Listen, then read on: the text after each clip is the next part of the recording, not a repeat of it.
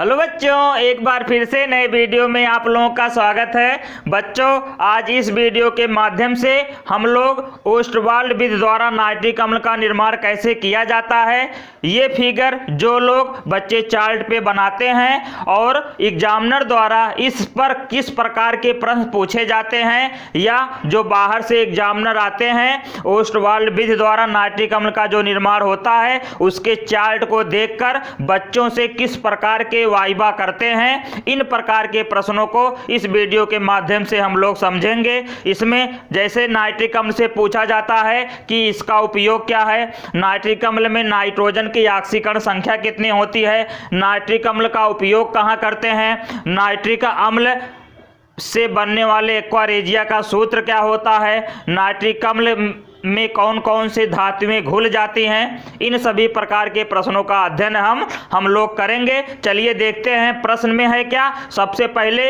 Examiner क्या करता है, जब आप एग्जामिनर के सामने पहुंचेंगे तो चार्ट पेपर जब उसके सामने रखेंगे तो सबसे पहले वो चित्र से किस प्रकार के प्रश्न पूछता है, चलिए देखते हैं। जैसे ये फिगर बना हुआ है और आप लोग के चार्ट पेपर पे ये फिगर बना रहेगा। जब एग्जामिनर के सामने आप रखेंगे तो पूछेगा कि सबसे पहले पूछेगा ये जो अमोनिया लिया जा रहा है ये अमोनिया कहां से प्राप्त किया गया है, तो ये अमोनिया हैबर विधि द्वारा प्राप्त किया गया है। अमोनिया कहां से प्राप्त किया गया है, हैबर विधि द्वारा। और वे एयर माने वायु, एयर मतलब क्या हो गया, वायु किस लिए लिया जाता है, जिससे वायु से ऑक्सीजन मिल सके। ये उत्प्रेरक कक्ष है, क्या है, उत्प्रेरक कक्ष है, जहां पर प्लेटिनम की जाली, देखिए ये है प्लेटिनम की जाली लगी रहती है और इस कक्ष का ताप 700 से 800 डिग्री सेंटीग्रेड होता है। कितना होता है, 700 से 800 डिग्री सेंटीग्रेड। ये ऑक्सीकारक टावर है, क्या है, ऑक्सीकारक है टावर, जहां पर नाइट्रिक ऑक्साइड के ऑक्सीकरण द्वारा नाइट्रोजन डाइऑक्साइड बनता है। क्या बनता है, नाइट्रोजन डाइऑक्साइड। और ये अवशोषण टावर है, क्या है, अवशोषण टावर यानी अवशोषण कक्ष है, जहां पर ऊपर से जल गिराते हैं तो ये नाइट्रोजन डाइऑक्साइड जल से क्रिया करता है। इस जल से नाइट्रोजन डाइऑक्साइड क्रिया करके नाइट्रिक अम्ल में बदल जाता है, जिसे निकास नली द्वारा बाहर निकाल लेते हैं। यह है क्वाल्टेज। क्वाल्टेज क्या करता है, इस नाइट्रिक अम्ल में जो नमी रहती है उसको अवशोषित कर लेता है, नमी को क्या करता है, अवशोषित करता है। और जो बेकार गैसें बनती हैं यानी जो नाइट्रिक ऑक्साइड का गैस बनता है वो अवशोषण कक्ष में ऊपरी रास्ते से बाहर निकल जाता है। इस प्रकार तो ये फिगर से हो गया। एग्जामिनर कहेगा सबसे पहले इसकी क्रिया विधि बता दीजिए, क्रिया विधि बता दीजिए। तो क्रिया विधि में क्या लिखेंगे आप लोग, बताएंगे क्या, देखिए सर्वप्रथम अमोनिया और वायु को उत्प्रेरक कक्ष में भेजते हैं, जहां पर प्लेटिनम उत्प्रेरक रखा रहता है और इसका ताप 700 से 800 डिग्री सेंटीग्रेड होता है। तो यहां पर अमोनिया वायु के ऑक्सीजन से क्रिया करके नाइट्रिक ऑक्साइड बनाता है। क्या बनाता है, नाइट्रिक ऑक्साइड, यानी यहां से NO जा रहा है, क्या जा रहा है, NO, नाइट्रिक ऑक्साइड बनाता है। इस नाइट्रिक ऑक्साइड को ऑक्सीकरण कक्ष में भेजते हैं, जहां पर नाइट्रिक ऑक्साइड के ऑक्सीकरण से नाइट्रोजन डाइऑक्साइड बनता है। पुनः इस नाइट्रोजन डाइऑक्साइड को अवशोषण कक्ष में भेजते हैं, जहां ऊपर से जल गिराते हैं तो नाइट्रोजन डाइऑक्साइड और जल आपस में क्रिया करके नाइट्रिक अम्ल में बदल जाते हैं, जिसे निकास नली द्वारा बाहर निकाल लेते हैं। इस प्रकार हो गई इसकी क्रिया विधि। और समीकरण तो आप फिगर के नीचे समीकरण लिखेंगे, अमोनिया का ऑक्सीकरण नाइट्रिक ऑक्साइड का ऑक्सीकरण नाइट्रोजन डाइऑक्साइड का जल से क्रिया तो बन गया नाइट्रिक अम्ल। इस प्रकार फिगर से प्रश्न हो गया।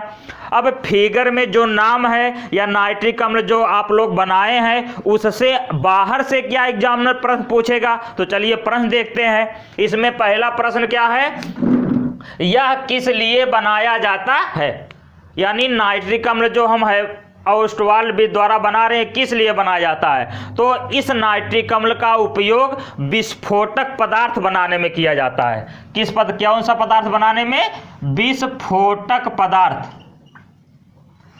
एक तो हो गया विस्फोटक पदार्थ और दूसरा होता है अभिकर्मक के रूप में, अभिकर्मक के रूप में प्रयोग करने के लिए। किस रूप में? प्रयोगशाला में अभिकर्मक के रूप में प्रयोग करने के लिए बनाया जाता है। दूसरा प्रश्न है नाइट्रिक अम्ल की क्षारकता कितनी होती है? तो क्षारकता किसे कहते हैं? बताया गया है कि किसी अम्ल में जितने H+ होंगे वही उसकी क्षारकता कहलाती है। तो नाइट्रिक अम्ल का सूत्र क्या होता है? HNO3। देखिए नाइट्रिक अम्ल का सूत्र होता है HNO3। तो इसमें कितने H+ हैं? एक H+ है और NO3 पर एक माइनस है। तो यहाँ कितना H+ है? एक। तो इसकी क्षारकता कितनी हो गई? एक। यानी नाइट्रिक अम्ल की क्षारकता कितनी होती है? एक होती है। अम्लराज का सूत्र क्या है? ये जो नाइट्रिक अम्ल होता है ये अम्लराज बनाता है। तो अम्लराज का सूत्र क्या है? HNO3 और प्लस HCl। अब इसमें 1:3 का अनुपात रहता है। कितना अनुपात रहता है? 3 का। यानी नाइट्रिक अम्ल एक बार और HCl कितनी बार? 3 बार। यानी ऐसे रहता है 1 नाइट्रिक अम्ल और 3 HCl और इसी को हम कहते हैं क्या? अम्लराज। अम्लराज का उपयोग सोने और चांदी को साफ करने में किया जाता है। सोने और चांदी को साफ करने में। फिर इसमें उत्प्रेरक कौन सा प्रयुक्त हो रहा है? यानी जो नाइट्रिक अम्ल हम बना रहे इसमें उत्प्रेरक कौन सा प्रयुक्त हो रहा है? देखिए किसकी जाली लगी है? प्लेटिनम की। यानी उत्प्रेरक कौन सा लग रहा है? प्लेटिनम। नाइट्रिक अगला प्रश्न है नाइट्रिक अम्ल का अपघटन किस प्रकार होता है? अब एग्जामिनर पूछेगा ये जो नाइट्रिक अम्ल है अगर किसी से क्रिया करने जाएगा तो ये किस में टूटेगा? तो ये जो नाइट्रिक अम्ल का अपघटन होता है यानी HNO3 ये होता है, ये टूटता है OH में और NO2 में। किस में टूटता है? सोडियम हाइड्रोक्साइड आयन में और नाइट्रोजन डाइऑक्साइड यानी OH में टूटता है और NO2 में टूटता है। इसमें उत्प्रेरक कक्ष का ताप कितना होता है? तो ये बताया गया अभी विधि में कि इसका जो ताप होता है कितना होता है? 700 से 800 डिग्री सेंटीग्रेड। उत्प्रेरक कक्ष का ताप कितना होता है? 700 से 800 डिग्री सेंटीग्रेड। नाइट्रिक ऑक्साइड की प्रकृति क्या है? ये जो नाइट्रिक ऑक्साइड NO बन रहा है फिगर में इसकी प्रकृति क्या है? तो प्रकृति में यही होता है या तो अम्लीय प्रकृति का होगा या तो क्षारीय या तो उदासीन या तो उभयधर्मी। तो जो नाइट्रिक ऑक्साइड होता है इसकी प्रकृति कैसे होती है? अम्लीय। नाइट्रिक ऑक्साइड की प्रकृति कैसे होती है? अम्लीय। HNO3 में नाइट्रोजन की ऑक्सीकरण संख्या बताइए। ऑक्सीकरण संख्या मतलब ऑक्सीकरण संख्या निकालने का सूत्र होता है और कैसे हम निकालते हैं? तो एग्जामिनर को बच्चों को फंसाने के लिए तो प्रश्न पूछता है कि नाइट्रिक अम्ल में नाइट्रोजन की ऑक्सीकरण संख्या कितनी होती है? तो 5 होता है। प्लस का कितना होता है? 5। याद रखना प्लस का 5। कैसे निकलता है? हमारे प्लेलिस्ट में इसका वीडियो है कि ऑक्सीकरण संख्या कैसे ज्ञात करते हैं। जब आप YouTube पे सर्च करेंगे तो हमारा वीडियो सबसे पहले आएगा, वो आप लोग देख सकते हैं।